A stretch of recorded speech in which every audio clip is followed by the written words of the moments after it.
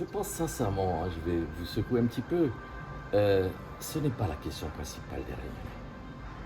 Les Réunionnaises et les Réunionnais désirent une seule chose, que vous leur répondiez quand est-ce que vous la livrez, cette route, s'il vous plaît. Ils s'en fichent de savoir combien ça coûte, comment vous allez la faire, cette dernière portion de 2 km 700.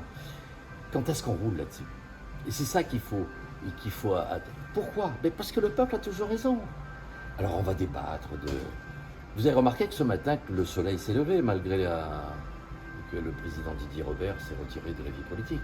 Hein, j'ai eu le plaisir de porter sa procuration. Ça veut dire que vraiment, d'abord qu'il n'est pas en fuite, et que deuxièmement, je partage avec lui encore aujourd'hui, à l'heure de ce débat, plein d'éléments qui constituent un plus grand dénominateur commun. Ainsi, cette route du littoral que vous avez à 2 fois 3 voies, s'il n'y avait pas eu l'élection du nouveau président de région de 2010, vous ne l'auriez pas eu à 2 fois 3 voies. Parce que le sortant était pour une digue viaduc à 2 fois 2 voies.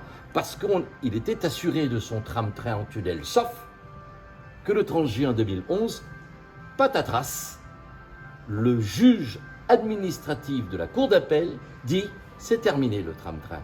Comment aurions-nous fait aujourd'hui si nous n'avions pas pris la décision en 2010, j'y étais pas donc je vous parle à l'aise, de faire une route viaduc digue à 2 fois 3 voies. Nous serions la Réunion, les Réunionnais, son économie serait aujourd'hui dans le pétrin. Alors, moi je veux bien qu'on ouvre des procès en responsabilité, point trop, mais je suis en train de travailler au mien. Et je peux vous dire que le regard que je porte sur cette infrastructure vitale pour la Réunion, route du littoral et tram-train, vous aurez constaté qu'aujourd'hui, on les dissocie. Après avoir été mariés pendant 20 ans, on les dissocie. Pourquoi? Parce que le tram-train a disparu avec la décision du juge administratif? Pas du tout. Le tram-train a réglé pendant 12 ans à minima le futur de la nouvelle route du littoral. Et il n'est pas normal aujourd'hui qu'on n'en parle pas de cette liaison naturelle entre les deux. C'est l'objet du débat que moi je vais porter et qui sera d'actualité dans les années qui viennent. On n'en a pas fini de parler de la nouvelle route du littoral. J'ai cru comprendre ce matin en arrivant à entendre la présidente que il faudra, on est tous d'accord pour faire le raccordement anticipé à la Grande Chaloupe. Entre vous et moi, la symbolique sera forte. Hein, un raccordement à la Grande Chaloupe.